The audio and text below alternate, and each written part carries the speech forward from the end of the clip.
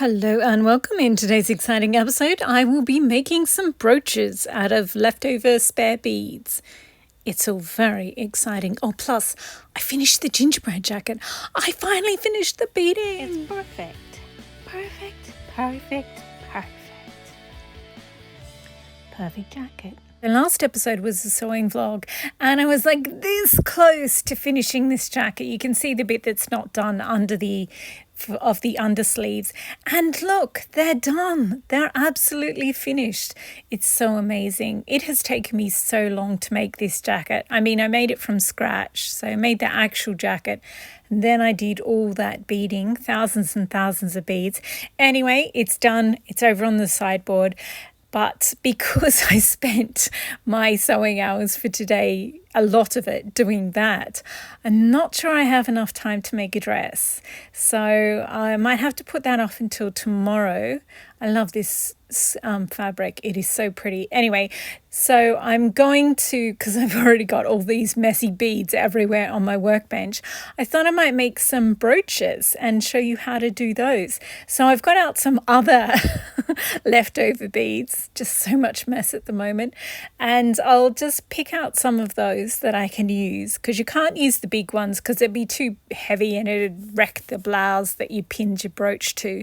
So it's better to use the really light ones, which means small and medium ones, or really, I've got this gold one that's just filigree gold, so it's like a thin, very, very thin piece of metal that's sort of folded into a round bead, so I'll use that one. But yeah, I'm just showing you. So I've got some seed beads and some little resin ones. Resin beads are generally quite light. These are the filigree ones. They're just sort of beaten metal, and yeah, so it's like an origami sort of thing. And yeah, I do have some those really expensive hand blown ones, but I mean, I'm trying to just use beads that you could find at Joann's or any fabric store. I've got some leftover ones from last year's gingerbread jacket as well, and those gold ones are a bit heavy, so I won't use them. But if you just go to the jewellery aisle of Joann's, any big fabric store, any really big hobby store, the jewellery section, they'll have sequins, they'll have like a holiday mix of seed beads, which is what this is like, and things like that. So I'm just going to use things that you'll be able to buy at your local store. Or yeah, so I've just got so many beads that I'm just the 2 cupcakes and a couple of leftover bits of fruit from the green Italian jacket, and that's an expensive bead, so maybe I won't use that one. But yeah, just basically, if you go to the jewellery aisle of your local really big fabric store, you'll be able to get, just for a couple of dollars, you'll be able to get a small bag of beads or a bag of mixed beads. You don't need many. You just need a couple of one thing and a couple of another thing. That's all you need. So just look along, and whatever's on sale is usually, as you can tell, I've just got random things, and I usually just buy whatever's on sale, or if I really, really like something, then I'll get it. So, and this is just a mix. So here we go. I've got a couple of different ideas. So at this point I was like, should I make 3 or 4 or 5 or whatever? So just got a couple of different groups, and I'm trying to find out which one I like best. So we'll set that aside for the moment. And if you've got a embroidery hoop, that's what you should use. But I cannot remember where. I've got sets of embroidery hoops, but I've packed them away because I haven't used them for years, and I can't remember which storage box they're in, and they're like cardboard boxes, so I can't see into them. So I'm just going to make my own makeshift one out of 4 layers of structural netting, because I don't think you'll have this lying around, but it's what I have lying around. It's an embroidery hoop is like a couple of dollars, but I only have a couple of hours to make this video, and if I go to the store, get distracted, and then come back, then I won't have time to make the brooches. So anyway, 4 layers of netting cut together, and then I have to be able to put the cotton I have to be able to stitch into it. So I've got to make some holes, and these are as big as my brooches are going to be. So I'm going to make 4 brooches. 3 are standard size and one's going to be a little bit smaller because I prefer a smaller brooch. So and you just need a bit of plastic from whatever, your yogurt container or a juice, something plastic, and you have to have a backing for each of the brooch. So you need to cut out 4 bits, and you also need 4 brooch backs. So I'm making, as I said, 3 big ones, well, 3 regular ones and 1 slightly smaller. So I've got my brooch backs, I've got my backing. So you just need like a, once you've made the actual brooch, you need to put a hard bit of plastic behind it so that it stays out in the right shape. And if your yogurt lid or whatever isn't thick enough, just cut out 2 or 3 layers. Mine is pretty thick, so I'm just cutting out 1. So now that I've done all that prep, you also need a bit of felt to go on the back. So if you haven't got felt, buy some of that as well. But most people just have a bit of felt lying around. You need the tiniest amount. Anyway, so now we're going to do the fun part. Now we've done the boring part and got everything ready. So as you can see, I just pinned the cotton to it, and the cotton is what you actually stitch your beads into or you embroider onto. So my first one's going to be orange, and you do big beads, medium beads, small beads. So I've done all my big beads, and now I'm going to do some medium beads. So there's a couple of medium-sized beads here, and I'll just stitch one of them around the side, that sort of fluoro one, and then I did a row of 3 just in a row. You string them all on together, and then you just loop your thread back through it. And then I did a rondelle one and I stood it up on its side. And now on top of that, so I've done my big beads, I've done my medium beads, and now I've got some seed beads. And you just string like 8 in a row, and then you loop it over the big beads. And it just makes it look kind of more professional and cohesive, instead of just having plonking down 5 big beads. This way it looks like one whole thing rather than just 5 random beads stuck on. And it also covers your stitches if you're not great at stitching or anything like that. And then I decided that I wanted some extra small as well. So after I did the seed beads, I went and got some really small seed beads. There's some 8s, 11s and 15s in there. The 15s, the bigger the number, the tinier the bead. So a standard size is a number 6, which is 4 millimeters. And yeah, you can use a normal sewing needle for that. But if you get any of the small beads, remember that your needle, your regular sewing needles, won't fit. So you have to also buy special beading needles. They're literally just called beading needles, and they're super thin and they bend really easily. So if it's your first time beading, just stick with a size 6 seed bead, and you will be able to use most standard sewing needles for that. And then the next one I did was the leftovers from my gingerbread jacket, and there's a couple of metallic flowers and an apricot flower and a resin flower and that filigree gold bead in the middle. So I just did the big gold one in the middle to sort of center the piece, and then I just sort of dotted everything around it. The resin one first and then all the sequin ones, and then I just did little rows of, I was going to use the white seed beads, but I do end up using 2 rows of them, but I also use the gold ones because the gold ones are just beautiful. And these are bicones, so plastic beads. Bicone just means triangle one end, triangle the other end, kind of like a diamond, but 3-dimensional.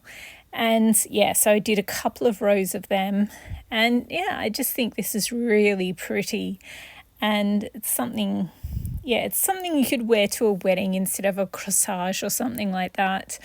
And yeah, because I used to work in a florist shop, so I have made literally hundreds and thousands of buttonholes and corsages and things like that. But I think if I ever had to do someone's wedding, I'd probably make them all brooches instead of, because it lasts longer anyway, and I think they're prettier. And yeah, anyway, totally distracted. So the third one is on the unbleached cotton, and I was going to make a wreath out of this one. So you just thread on 6. Sorry, I was doing it in a hurry, so my stitches are really bad. So anyway, you do a row of 6 big beads, and then you go through the first one again, and it creates a circle. Then you stitch the circle down, and then you go over the circle with the green beads. Now ideally you do green beads on the bottom and then you go over it with the red, but obviously I was just using literally what I could reach from the chair I was sitting in. So there's that one. And later on I put a bow on that one. So I know it looks a bit hinky at the moment, but it's going to look better. And I was going to do the candy one, but the candy bits are too big. So I decided to do, and also I didn't like that wreath one very much. So I decided to do another wreath one. And this one's going to be a green wreath. So I did a ring of, these are each just stitched in individually. I did one and then I just went right round. I did one loop of one ring of dark green beads, then I did a ring of medium light green beads, and then I did a third loop of the dark green beads again. So the first and the third ones, they're plastic beads, bicones, 4mm, and then the ones in the middle, the lighter ones, are glass beads. So it's a well-balanced brooch, and it doesn't have too much weight, but it does have the glint of heavy glass. So that's what the thinking was behind that. And then I had these tiny little sequin things that sort of look like, I don't know, vintage Christmas decorations or leaves or something, and I just used them. I didn't use any of the silver ones or the gold ones. I just used the red, pink, orange and blue and aqua blue ones, and they sort of, it's really cool. They glint, like as you move, you can see them, but otherwise it just looks like a plain boring wreath. It's really cute. I love understated things. She says using thousands of beads, but you get what I mean. Anyway, so then I took off my, then you take off your embroidery hoop, and I took off my pathetic handmade one, and then you cut them into 4 and make sure you leave enough around the edge of each cluster that you can work with it. So don't trim it right down. You need to leave enough around it that you can so you have to stitch around the edge here, and then we're going to get the bit of hard plastic, that round bit of hard plastic that we cut out previously before we did all the fun beading bit, and then you sort of so yeah, I did the stitching around all 4 of them, which took forever. And so the next step is, you also have to do another boring thing. Before you can use your plastic round circle, you have to cut out a bit of felt to match the same size. You're going to trim it down a little bit more, but the easiest way to do it is to cut it out exactly the same size just for now. And then the next thing you do is, as you stitch around the edge, you just pull that thread at both ends, and it pulls it tight around it. So if you've ever made a self-covered button, it's the same process. But you put your little plastic thing in behind it, and that way all the edges stay where they're supposed to be. If you want a nice rounded dome shape brooch, then you put a cotton bud or a little bit of quilting batting in there, and then you put the plastic in, and then you pull your thread, and then you tie a knot, and then the next thing you have to do is stitch it, and you have to stitch the whole of the back up, and it takes forever. So here we go, and I've turned them around and I'm showing you how I've stitched them up. It takes so long, but you sort of have to go back and forth, like from 12 o'clock to 6 o'clock, then 1 o'clock to 7 o'clock, then 2 o'clock to 8 o'clock. You sort of have to go right round so that the pressure is equal on all the points. and then turn it round and make sure it sits properly. And if it doesn't, you just have to keep tweaking it or just stitch in a whole nother thread. It doesn't matter how messy it looks. Like this green thread looks really messy, but you're going to have the felt over the back, so it doesn't matter. It just needs to be really strong. And there are people who just do it by gluing it. I don't really understand. If you're just going to glue stuff, then just glue beads to something, a brooch you already have.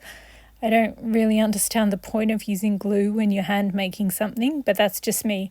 So next step is you have to get your felt, and because it was the same size of as the plastic, you have to trim it down to make it smaller than the plastic, so you can't see it from the front. It just covers all the mess on the back. And then you have to you're going to have to stitch your brooch back onto all this.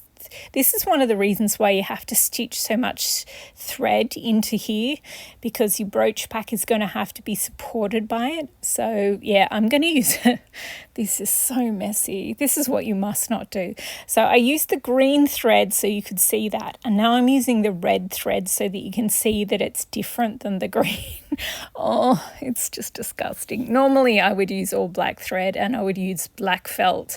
So yeah, but this way you can see what I'm doing. So your bit of felt, if you just fold it in half, do a tiny snip at each point where the pins of your brooch back are, and then just stretch it out so that you can put the holes over the top, and then you just have to stitch that all down. And there we go, the brooch is made. And fashion shoot. It's like, this is the most boring action sequence ever. It's just 4 brooches on a desk, honestly. I move them around in a bit, but this one here, I know it looks really boring, but I think it might be my favorite because I love green anyway, but the green on the black with the tiniest little flecks of glitter from the little sequins. It's so beautiful, but I love this one too. Yeah, I like the idea of gifting everyone a brooch if you had a special event or something like that. I think that would be, but that's just because I like making brooches and I love beading. So yeah, I think that would be really special though. And yeah, so there we go. I think they look really cute together. They also remind me of those really expensive chocolate stores where you get to go and, you buy individual, you get a box that has 9 and you get to choose 9 absolutely gorgeous ones. So this is my action sequence. I think we've finally finished here. I'm about to go and pin them onto the mannequin.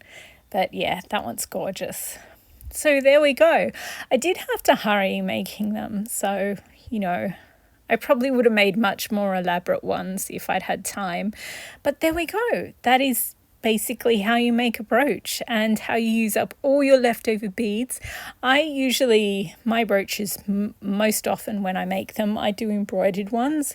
And yeah, I just love it because it's this tiny, tiny thing and you can just put so much detail in it. And then you get to make each brooch different, and it's so much fun. So if you do one and you're like, oh, that's cute, but I wonder if I'd done this bit in pink, I wonder what that would look like. So then the next one you make it in pink, and it's just super fun. Anyway, yeah, I still need to clean the sideboard. Oops, it's still all messy. It's mostly just beads, so I can just pack them away. Anyway, and but if you're not really sure how to bead or how to design clusters of beads, you can just use a scrap of a really beautiful printed bit of like a printed cotton or a quilting cotton that you have. Just use a really cute section of that to make your brooch, and just add a few beads over the top. That's another way of doing it.